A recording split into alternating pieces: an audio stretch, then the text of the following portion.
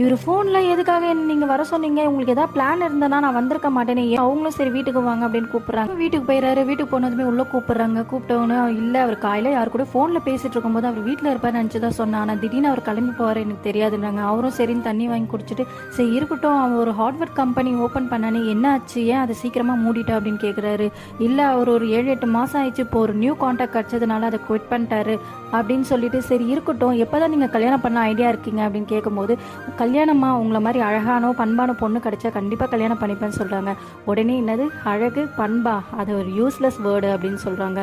எல்லாமே கல்யாணத்துக்கு அப்புறம் எல்லாமே மாறி போயிடும் அப்படின்னதுமே அவர் மூஞ்செல்லாம் மாறி போயிடுது. இப்போ 2 பேருமே சாப்பிட்றாங்க. சாப்பிடும்போது சரி ஓகே, உங்களுக்கு கல்யாணம் ஆகி ரொம்ப வருஷம் ஆயிடுச்சு, எப்போதான் குழந்தை பெற்றுக்கலான்ட்டு ஐடியா இருக்கீங்கன்னு சொல்லி கேட்குறாரு. உடனே அவங்களும் சொல்கிறாங்க, குழந்தையா அது ஒரு பெரிய ரெஸ்பான்சிபிலிட்டி, உங்களுக்கு பிரசாந்தை பற்றி தெரியாதா, பிக் ரெஸ்பான்சிபிலிட்டினாலே ஓடிடுவாச்சு அப்படின்றாங்க. உடனே அவர் சொல்கிறாரு, என்ன நீங்கள் இப்படி சொல்கிறீங்க, இன்ஃபேக்ட் ஃப்ரெண்ட்ஸுங்க எல்லாமே நாங்கள் மீட் பண்ணும்போது உங்களை பற்றி சொல்லும் போதெல்லாம் எங்களுக்கு இந்த மாதிரி ஒய்ஃப் இல்லைன்னு சொல்லிட்டு எங்களுக்குலாம் பொறாமையாக இருக்கும், உங்களை எவ்வளோ உயரத்தில் அவர் வச்சிருக்காரு, நீங்கள் என்னென்ன இப்படி பேசுகிறீங்க அப்படின்னு சொல்கிறாரு.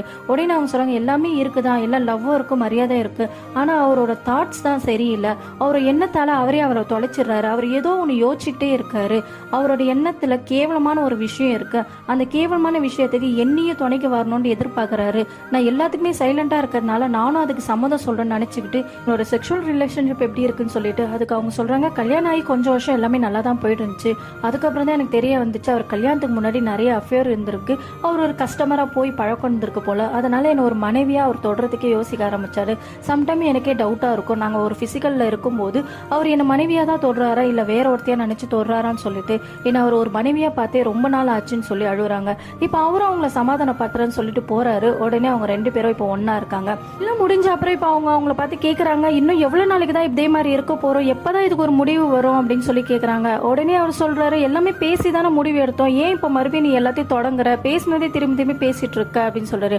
அதுக்கப்புறம் தாங்க தெரிய வருது, அவர் தான் அவங்களோட ஹஸ்பண்டே, இவருக்கு அவங்களோட ஃப்ரெண்டு ஒரு மனைவி கிட்ட போகிற மாதிரி ஒரு ஃபீல் இருந்தால் தான் அவருக்கு செக்ஷுவலில் ஒரு நல்ல ஃபீல் வருதுன்னு சொல்லிட்டு அவங்களோட மனைவியே அந்த மாதிரி நடிக்க சொல்கிறாரு. இவருக்கு வெளியில் கஸ்டமராக போய் ஒரு கட்டத்துக்கு அப்புறம் அவங்களால தாங்கிக்க முடியாதனால இதான் கடைசி முறைன்னு சொல்லி அவங்க கிட்ட கேட்டிருக்காங்க. ஆனால் அவங்க ஹஸ்பண்ட் மறுபடியும் இல்லை, நான் ஒரு கஸ்டமராக தான் வர ஆரம்பிப்பேன், எனக்கு அப்போதான் ஒரு ஃபீலிங்ஸ் வருதுன்னு சொல்லவும் அவங்க இதுக்கு மேலே என்னால் பொறுமையாக இருக்க முடியாது, எனக்கு பைத்தியம் பிடிக்குதுன்னு சொல்லிட்டு இப்போ அவங்க ரிவர்ஸ் கூடுன்னு சொல்லிட்டு அங்கேருந்து விலகி வந்துடுறாங்க.